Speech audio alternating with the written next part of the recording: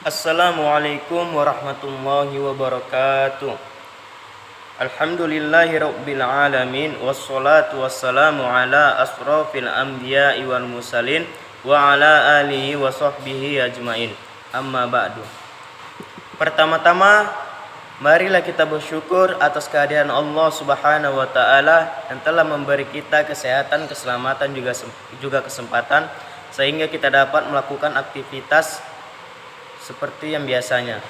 Pada kesempatan ini saya ingin menyampaikan materi presentasi yang berjudul Dasar-dasar filsafat ilmu. Sebelum masuk ke materinya, sebelumnya saya ingin mengucapkan terima kasih kepada ayahanda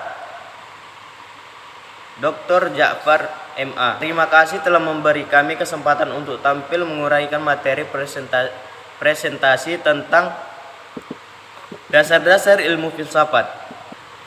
Dan di sini izinkanlah saya memperkenalkan diri. Nama saya Julham Effendi Marpawung. Di sini saya tidak sendirian, ada rekan saya. Yang pertama yang bernama Zahra Yunita, yang kedua Mas Diani Dasopa. Baiklah, masuklah kita sekarang ke materinya tentang dasar-dasar filsafat ilmu. Secara historis, filsafat merupakan induk ilmu.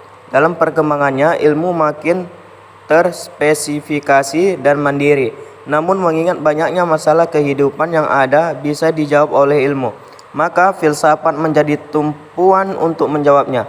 Filsafat memberi penjelasan atau jawaban substansial dan radikal atas masalah tersebut. Sementara itu, terus mengembangkan dirinya dalam batas-batas wilayahnya dengan tetap dikritisi secara radikal. Proses atau interaksi tersebut pada dasarnya merupakan bidang kajian filsafat ilmu. Oleh karena itu, filsafat ilmu dapat dipandang sebagai upaya menjembatani jurang pemisah antara filsafat dengan ilmu.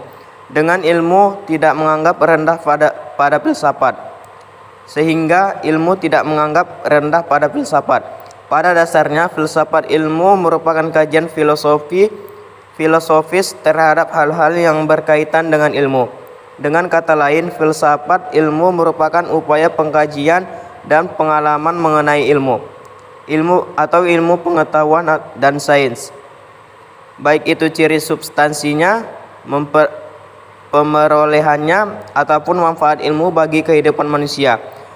Pengkajian tersebut tidak terlepas dari acuan pokok filsafat yang tercakup dalam bidang ontologi, epistemologi, dan aksiologi dengan berbagai pengembangan dan pendalaman. Baiklah, sekarang giliran rekan saya yang bernama Zahra Yunita ingin menjelaskan asal kata dari filsafat. Kata filsafat berasal dari bahasa Yunani, filosofia, di mana philo artinya cinta dan sophos artinya kebijakan. Kata filosofia mengalami arabisasi menjadi falsafah para filsuf muslim. Kerap menggunakan falsafah sebagai bukti bahwa mereka dipengaruhi dan mengadopsi istilah Yunani. Tetapi para filsuf muslim pasca Ibnu Rushd lebih mengenal sebagai hikmah karena tampak lebih islami. Istilah hikmah beda dengan falsafah, di mana hikmah dimaknai sebagai produk original akal yang didukung oleh tangkapan intuitif dalam memahami realitas. Untuk menguji pendapat tersebut, dinyatakan bahwa tema-tema bagian filsafat Islam dibagi menjadi 4 bagian. Yang pertama, tema-tema tetap seperti semula dan tidak mengalami perubahan dan penyempurnaan. Kedua, tema-tema yang mengalami penyempurnaan, argumentasi, dan penjelasan. Ketiga, tema-tema yang mengalami perubahan, substansi, tetapi tampilan masih seperti semula. yang berasal dari filsafat Yunani.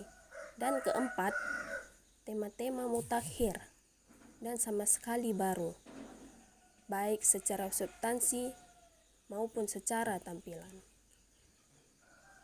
Dan menurut para filsuf, membagi filsafat menjadi dua jenis, yaitu filsafat teoritis dan filsafat praktis. Kritik Al-Ghazali terhadap filsafat Al-Ghazali dikenal sebagai kritikus filsafat pripatikal Farabi dan Ibnu Sina sebagai teolog Asy'ariyah dan pemuka tasawuf mazhab Sunni. Al-Ghazali meragukan kebenaran-kebenaran dari mazhab kalam, aliran batinah, dan filsuf pripatik. Al-Ghazali menilai bahwa akal manusia tidak akan mampu meraih kebenaran karena akal memiliki keterbatasan dan banyak membuat kekeliruan. Dalam kitab Al-Mughis min Al-Dalal, Al-Ghazali mengatakan secara tegas bahwa para teolog, ahli kebatinan, dan para filsuf telah membuat kekeliruan dan tidak mampu menemukan kebenaran sejati. Akhirnya, Al-Ghazali meyakini metode tasawuf sebagai metode terbaik dan mampu mencapai kebenaran absolut. Al-Ghazali dikenal akhirnya sebagai seorang sufi dan penulis karya tasawuf berpengaruh bahkan sampai ke Indonesia yang berjudul Ihya Ulumuddin. Ibnu Rushd meskipun tidak sempat bertemu Ghazali, menulis kitab Tahafut al-Tahafut sebagai kritikan terhadap kitab Tahafut al-Falafasih. Karya Al-Ghazali, Ibnu Rushd mengkritik seluruh gugatan Al-Ghazali terhadap pemikiran para filsuf pripatik dan menilai bahwa Al-Ghazali tidak memahami pendapat para filsuf Muslim secara benar.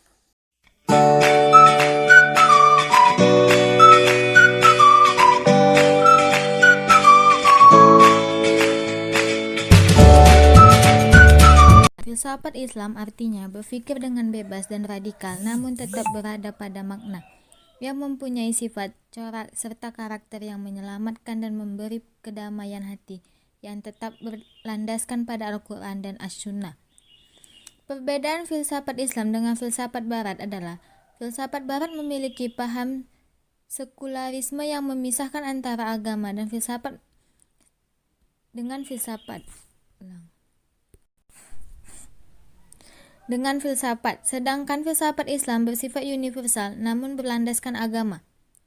Latar belakang lahirnya perbedaan mazhab filsafat Islam adalah karena pada abad ke-16 umat Islam menjalankan ibadah hanya sebatas menggugurkan kewajiban. Tokoh-tokoh dalam filsafat Islam diantaranya Al-Kindi, Al-Farabi, dan Ibnu Bajjah. Pokok-pokok masalah yang dibahas dalam filsafat Islam adalah hubungan filsafat atau akal dan agama, tentang kejadian alam dan tentang roh serta kelangsungan hidup. Cara menyikapi perbedaan pendapat para filosof mengenai filsafat Islam adalah dengan cara sikap terbuka dan toleransi.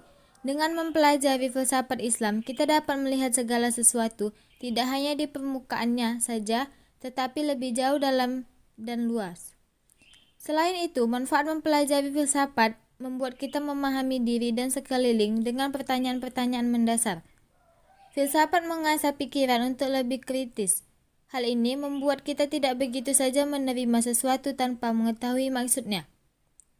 Diharapkan perkembangan ilmu yang sangat pesat di zaman modern ini tidak luput dari nilai-nilai agama, dan agama dapat dijadikan arah dalam menentukan perkembangan ilmu selanjutnya.